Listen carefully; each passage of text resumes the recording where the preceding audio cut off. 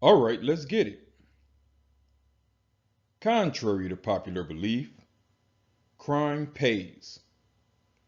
Well, I'm not talking about criminals, at least not in this video. Today, I want to address how many corporations profit from crime and how for-profit prisons also make profits. So what's a for-profit prison? Well, let's read it. A private prison or for-profit prison is a place where people are imprisoned by a third party that is contracted by a government agency. Such contracts may be for the operation only of a facility or for design, construction, and operation. Now I want to take a look at just how much money is being made by for-profit prisons. So looking at the article on the screen, the economics of the American prison system. The American prison system is massive. So massive that its estimated turnover of 74 billion eclipses the GDP of 133 nations. What is perhaps most unsettling about this fun fact is that it is the American taxpayer who foots the bill and is increasingly padding the pockets of publicly traded corporations like Corrections Corporations of America, or CCA, and GEO Group. Combined, both companies generated over 2.53 billion in revenue in 2012 and represent more than half of the private prison business. So, if you're not aware what GDP is the gross domestic product, and that's basically how a nation estimates its worth. Are you guys aware of the judge in Pennsylvania, Mark Ciavarella, who was sending kids to a private owned juvenile detention center unjustifiably because he was an investor and was receiving kickbacks? Explain to me again how the law is unbiased. What's even worse is that he most likely isn't the only one. He's just the only one who got caught. That brings me to my next topic of discussion, the ALEC group, and that's ALEC, ALEC. So, about ALEC, the American Legislative Exchange Council is America's largest nonpartisan voluntary membership organization of state legislators dedicated to the principles of limited government, free markets, and federalism. And that's the biggest bunch of BS ever. They're definitely partisan and they are totally not for free markets. In fact, Ava DuVernay made a great documentary called 13th, as in the 13th Amendment, where she exposes ALEC and their unethical business dealings.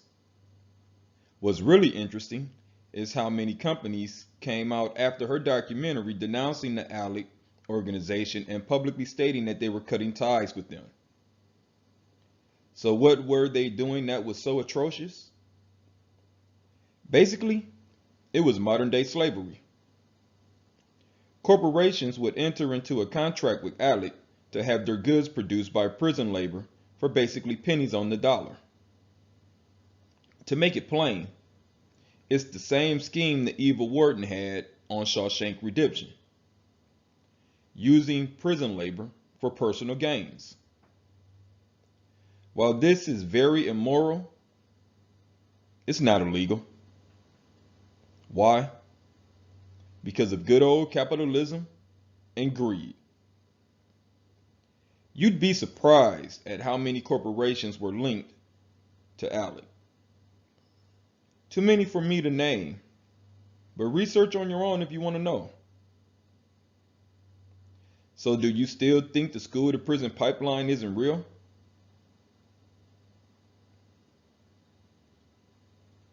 You think that the expulsion rate and how it affects certain demographics Is it more nefarious? Just a thought.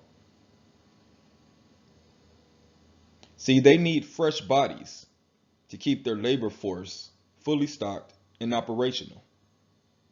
And the younger, the better. This is why judges are handing out 10-year bids for what seems to be petty crimes and minor offenses. If you're 18 and you do a dime, that's 10 years.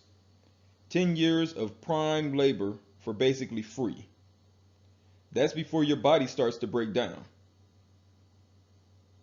And it's these issues that spark the criminal justice reform debates. These are the issues that have many screaming for police reform. It's deeper than just over policing black communities. This is big business.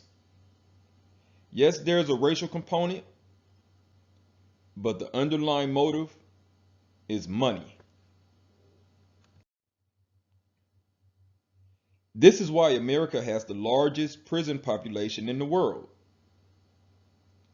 Politicians all campaign around reducing the crime rate, etc. But privately, they don't want to reduce the crime rates because reduced crime rates would result in reduced bank statements. Think about this. What would a prosecutor do without crime? How about a district attorney in their offices? Crime pays their salaries. You really think they want to reduce crime? I had a security salesman once tell me that his business increases every time that there's an office shooting or a school shooting, etc. You think he really wants to reduce crime?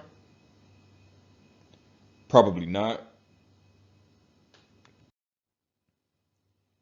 Do you think that ADT and all of those doorbell camera companies want to reduce crime?